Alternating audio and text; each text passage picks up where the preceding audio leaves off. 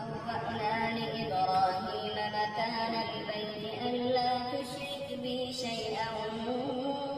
وطهر بيتي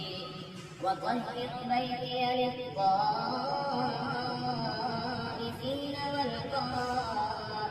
والركع السجود وأذن في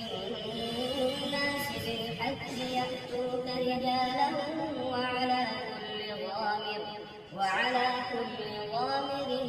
يأتين من كل فج عميق ليشهدوا منافع لهم ويذكروا اسم الله في أيام معلومات على ما رزقهم من بهيمة الأنعام فكلوا منها وأطعموا البائس الفقير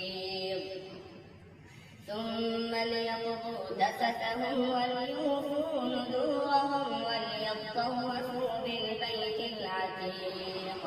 ذلك ومن يعظم حرمات الله فهو خير له عند ربه